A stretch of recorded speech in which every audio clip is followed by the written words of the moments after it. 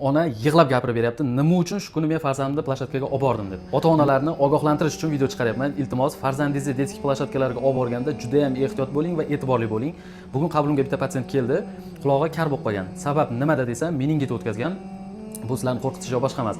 Meningit o'tkazgan, qanday yuqtirib oldingiz desam, detski plashatkaga borgan, bolalar shamollagan, yo'talgan bolalar bo'lgan, o'sha yerda o'ynab yuqtirgan, oddiy shamollash deb o'tkazib yuborgan, tekshirtirsa meningit chiqqan. Meningitdan davolanib chiqqan, bola kar bo'lib qolgan. Bundan oldingi videolarimda ham aytdim meningit haqida. Meningit orttirilgan karlikni eng birinchi sababi hisoblanadi. Ona yig'lab gapirib beryapti, nima uchun shu kuni men farzandimni plashatkaga olib bordim deb. Endi men aytyapman, yig'lamang, sizda ham ayb yo'q, siz qayerdan bilasiz, sizdan bilmagansiz-ku desam, yo'q, butun umr men o'zimni kechira olmayman, aybdor his qilaman, shu bolam kar bo'lib qolganligidan deyapti.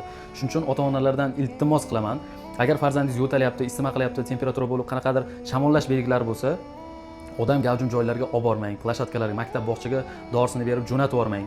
Tuzatib, sog'lom qilib yuboring, chunki boshqa sog'lom bolalarga ham qandaydir kasalliklarni yuqtirib, asoratlarga sabab bo'lib qolishi mumkin. Shuning uchun bu videoni barcha ota-onalar ko'rishi shart, ogohlik uchun ularga yuboring. O'zingizni ham, o'zgani ham farzandini ehtiyot qiling.